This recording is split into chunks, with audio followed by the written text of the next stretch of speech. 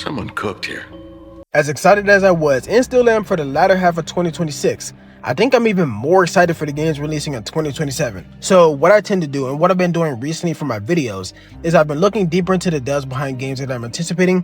So of course I'm going to do that as well with NXL's Entertainment's next game, Clockwork Revolution. And you know when there's a game that just keeps looking impressive and you feel like it's just going to explode out of nowhere whenever it comes out? That's the feeling I get every trailer I see of this game. I usually give my thoughts on the games I'm discussing at the end of the video, but I'm going to mix it up today and do it here at the start. For me personally, I think the Clockwork Revolution looks very promising. I don't know, man, like something about this just screams like bits of BioShock Infinite and 2. Also, it looks like it has that chaotic combat and stealth freedom like the Dishonored games have. And lastly, I think it has the world building of Arcanum down to a T. Like, I remember when I was in school a few years back, and while I was studying, I would often put on Code Carnage's playthrough of Arcanum on in the background. I mean, I must have watched that playthrough like at least 5 times. And although that game is a very old school and isometric game compared to this game's more vibrant first-person world, they still have this like tonal overlapping. And when you take something like the Arcanum vibe and you mix it in with a little bit of a BioShock vibe, like that's something that instantly drew my attention to the trailer, and I'm pretty sure many people feel this way as well. There's a reason why when this game was first revealed, everyone was like, oh, is this BioShock 4? This looks like a BioShock game. It looks like a BioShock game with a little bit of a flair to it. There's also a reason why most people think this game has a combination of,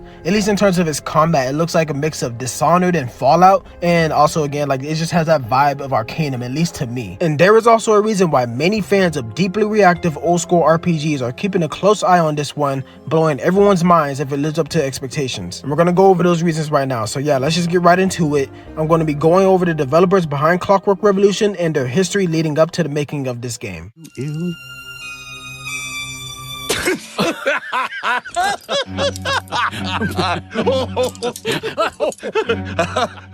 We can't arrest and question everyone. Let's see if we can narrow the suspects down a bit. So first things first, we have to establish what kind of game Clockwork Revolution is. And the description from their website reads, Clockwork Revolution is a time-bending steampunk first-person RPG from the creators of Wasteland and Arcanum. After stumbling across an incredible invention that allows you to travel into the past, you discover the city you call home. The vibrant steampunk-powered metropolis of Avalon has been carefully crafted through the alterations of historical events. By traveling back to key moments, your interactions and choices will have a butterfly effect on the deep, narrative-driven world and characters of Avalon, causing them to change and react in unprecedented ways. Which, to me, this description is just a long-winded way of saying it's a steampunk reactive RPG by the creators of reactive RPGs, but I get they gotta dress it up a little bit. But now that you have a basic premise of the game and what it's about, let's just focus onto the team behind it. Now this dev team reminds me a lot of Archetype Entertainment's team that's working on Exodus, and how most of the talent there are from many backgrounds of the gaming industry. First, we have the founder and CEO of NXL, Brian Fargo, who's been with the company for over 24 years. And he also happens to be the founder of Interplay, which is probably one of the main reasons why me and a lot of people think that this game has the vibe of Arcanum and Fallout. Now, for me personally, I'm not too familiar with the games he's worked on. Like, sure, I've seen multiple playthroughs of both Fallout 1 and Arcanum, but I've never actually played the games for myself. However, I'm sure that someone like Brian doesn't just successfully start multiple studios and publish multiple successful IPs like Fallout and Wasteland without being incredibly smart and understanding how the gaming industry works. So, in my opinion, this is good to see some stable leadership guiding this project. Honestly, that alone really shouldn't be a positive, but that's just where we're at now in gaming. Like most games, they suffer through development hell and multiple restarts, and it's caused by poor leadership. So consistent and reliable leadership is always going to be step one to me. But next up, we have the talent working behind the leadership on Clockwork Revolution. And I did my usual LinkedIn stalking as well as some personal history snooping when I want to know more about the devs behind the game. When I say that, it sounds a little creepy. It's not like that. It's just, this is how I gather information. But anyways, this time I actually found a lot of former talent from Obsidian Entertainment, as well as Arcane Studios, in particular Arcane Austin, which honestly isn't much of a surprise since Microsoft acquired these studios at the same time basically. If you didn't know, Arcane Austin, they helped make both Dishonored and Deathloop, as well as Redfall, unfortunately, but we'll just pretend that doesn't exist. But yeah, with them acquiring a lot of talent from Arcane Austin after that studio's closure, it would only make sense that Clockwork Revolution had some of that DNA of those more reactive sim games that this game often gets compared to. But like I said, they have talent pouring all in from the gaming industry, from Bungie to Rockstar to Blizzard and Treyarch even. Like, this studio is stacked from top to bottom with FPS talent and RPG sim talent. So if you had any doubts as to the quality that NXL can produce with the devs they've acquired, you should have no more doubts. And since they have a little over 130 devs currently working on Clockwork Revolution, it makes sense that they're going all in on the shift from more like niche isometric RPGs like Wasteland, but still bringing that expertise and formula, or I guess that game design, to a new IP and mixing it with more popular genres, seeing as this is their first AAA project. As a matter of fact, Brian Fargo often says that this is their most ambitious title to date, 10 times as ambitious as their previous titles. And to me, it looks like they definitely have the talent to handle such a big leap in production. But next I want to go over some of the interviews that CEO Brian Fargo, game director Chad Moore, and principal game designer Jason Anderson have done. And just remember to take all of this with a grain of salt, since it's subject to change before release, but the things that they discuss are pretty integral to the structure of this game, so we can have a pretty good idea of what it's actually like to play this game based on this information. Broken and too scared to fight back. I don't want to kill him! The first question sort of built off of what I briefly mentioned about how the devs have used their past experiences to shape this game. I found Chad Moore's response to be the most interesting here. He explained how they're not only retaining their reactive RPG DNA for this game, but they're also going above and beyond with the visual reactivity. So the choices you make when time traveling will have a direct implication on the game's like visual aesthetic and environments that you explore at different points. And to me, that sounds like a hell of a lot of work, especially for the art team, because you basically have to account for every permutation that the players can make and do an entirely different, well, maybe not an entirely different, but a very different version of Avalon to replicate that visual reactivity. And we see it in the trailers, so we know that it's like a core aspect that they're focused on. But yeah, while this does sound really sick to basically explore different versions of the game depending on your choices, that sounds very intense to work on. You know, we still want these devs to see their families. Let's not go overboard. The next question was, what was the inspiration for Clockwork Revolution?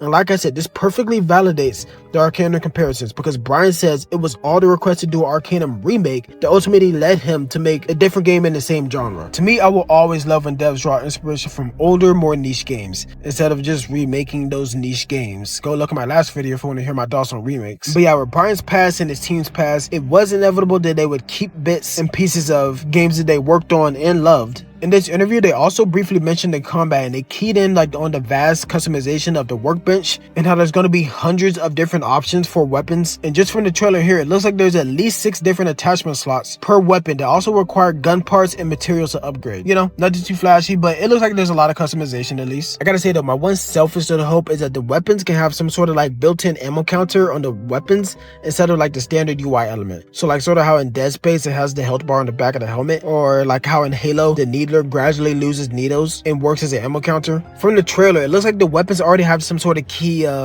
I don't know, I guess diagnosis element. Like maybe the weapons overheat. It looks like there's a heat and pressure valve visible on the rifle here. It'll be a very minor, very insignificant detail that most people won't really care about or notice its absence, but I think that the steampunk genre, it often leaves a lot of opportunities to have either really cool design elements or really cool immersive elements. So that can go even for something like the gadgets. Say maybe there's like a time rewind gadget, or turning automatons briefly friendly kind of gadget or something like that. I mean, they've already mentioned that there's going to be time warp powers and you can use them both inside and outside of combat. So likely there's going to be more powers that we haven't even been shown yet. And I just think that having the liberty with the steampunk genre, it lends a lot of opportunities for really creative elements. I don't know why I'm like this. I just really love when games go all out on the gadgets and abilities. Sorry to keep bringing it up, but like the BioShock games, they go all out on the gadgets and abilities. And this game, it sort of feels like BioShock Infinite meets like Dishonored, which is a lot to live up to. But if the combat is even half as vast in terms of like the utility of BioShock Infinite, and the game is just as reactive as their older titles, then I'll be satisfied with that. And one little side note I want to say, since I've not seen anyone really bring it up in interviews or just when they talk about the game in general, is how great the voice performances were. Like if you go back and watch those trailers, listen to the subtlety and tone that the characters use. Been preparing to rob Griswick's vault for months now.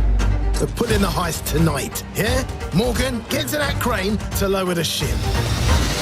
Greetings. I am the Miracle Industries auto-loading crane. If you have the authority, I am at your service. What happens if I fired a few holes in you? The lift is now unlocked. The elegant manners, the very polished, like fantastical way of speaking, and the perfect execution of it. It's done so well that people, they just look right over it because it matches the soundtrack really well as well.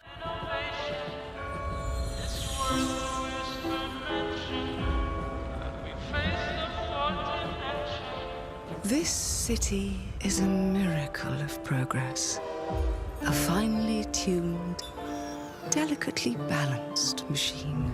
Those are probably my two biggest compliments I can give to this game that no one's really even talked about. The voice acting and soundtrack matching the theme of the game so well. I think that we can often get caught up in like really great combat and how amazing the story can be and big boss fights and set pieces and stuff like that. That we often forget the amazing work that's done by voice talent and sound design and even visual artists. And even though these are key elements to this game in particular, I still want to show my appreciation because it seems like on all fronts, this game is doing everything well. Voice performances, the art design, the reactivity, the combat, it all looks really good. If I had to currently make a list for my most anticipated games of 2027, since we're already halfway through 2026, bro, time's gotta chill out. February was 2 weeks ago, bro. But yeah, I would probably have something like maybe like Exodus, The Expanse, probably Intergalactic if it comes out next year, and definitely Clockwork Revolution. But the one thing I think that this game has up its sleeve that those other games don't is a surprise factor. Of course, content creators are always going to be hyped for everything. Everything's game of the year for like 2 weeks. But in terms of like the mainstream, I guess, appeal, I don't think that they've really clocked how good this game is looking right now.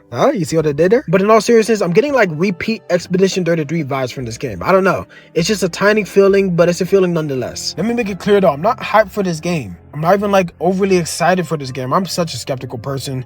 Like, I've been burned so many times in the past. It started with Resident Evil 3 remake and then a couple games after that. But I am still anticipating it like other games in 2027. I'm just waiting to see more like extended gameplay of it. Like fully uncut gameplay. That's like my rule of thumb now. Fully uncut gameplay to show what the game is actually like to play on a normal basis. But yeah, as always, we had to just wait and see for more to come out. I basically covered all of what I could really find is actually important to this game specifically.